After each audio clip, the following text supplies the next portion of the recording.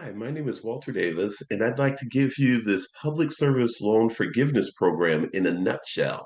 And more specifically, I want to refer to the waiver that they have for the public service loan forgiveness program, which ends October 31st.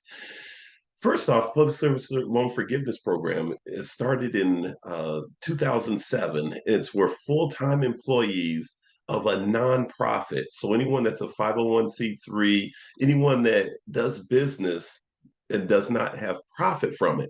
So any public schools, anyone that works for the government, anyone that works for churches and nonprofits. And it doesn't matter what capacity you work, but they're eligible as long as they work full time, which full time is considered 30 hours per week on average. Now, the waiver that we have with this loan forgiveness, if you have any student loans, the waiver says this: if you owe the money and you have a payment that's due, that's considered a qualified payment, whether or not you made the payment or not, whether or not you made it on time, and whether or not it's in a specific category of repayment. So this waiver allows, as long as you owed the money and you work full time for a qualified employer, then it can be considered towards loan forgiveness. And if you make 10 years worth of payments, then the loan is forgiven completely. So for all of you teachers and firefighters and police officers and anyone working for the government and anyone working for a nonprofit, and you've been doing that for a number of years, then if you've worked for them for 10 years or more, then you very likely have your loans already forgiven. Now, it almost seems too good to be true. So, what I'm going to do is I'm going to share my screen, and all you have to do is go to studentaid.gov. Here it is, studentaid.gov, and it brings you to their website. You know, you can hit apply now if you just want to apply, but I'm going to go up here to loan forgiveness, go up to loan forgiveness and go to public service loan forgiveness. And I'm going to show you what it actually says about this. Now, here's the limited waiver, ends October 31st.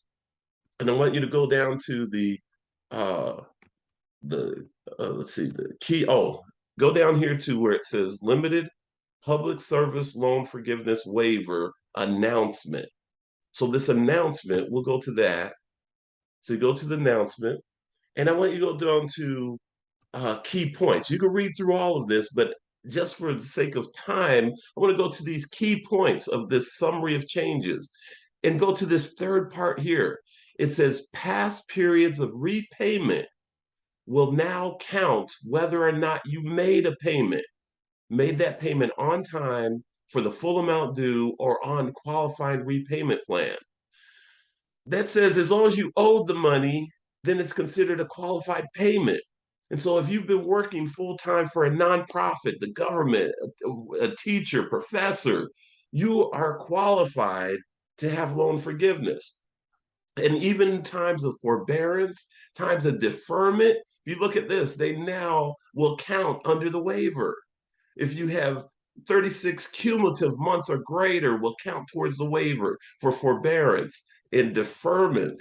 The only thing that does not count if you're in default, those months that you're in default, and those months that you're in school deferment, they don't qualify. So this video needs to get out to everyone that has a student loan, that works for a nonprofit, that works for a government agency, that's a teacher.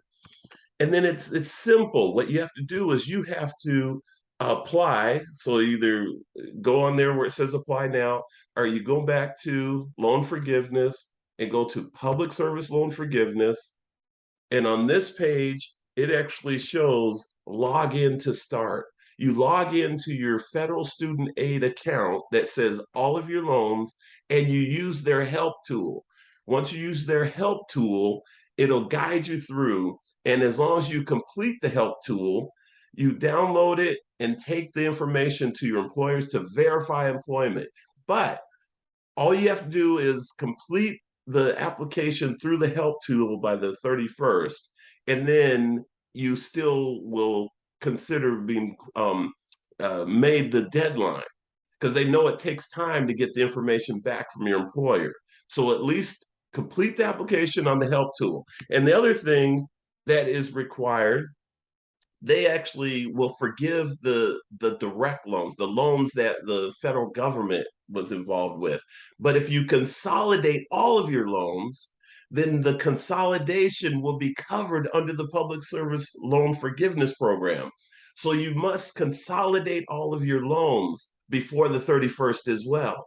So you consolidate them and have them, and some people say, I've already consolidated. They have to be serviced by the government, the federal government. So they have to be serviced by MOHELA.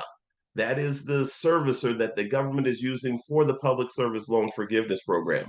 Once again, you go to this website, public service, studentaid.gov, and you go to loan repayment, and you go down here to consolidate loans.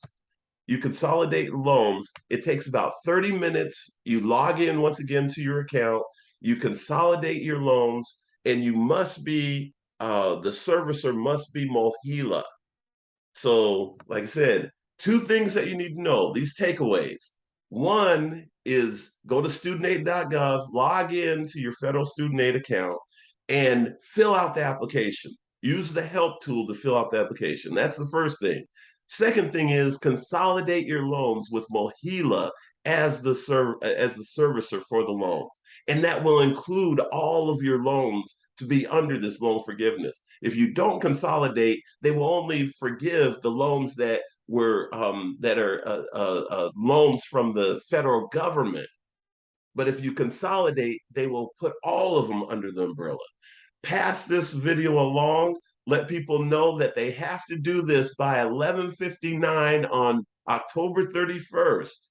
All right. Talk to you soon. Peace.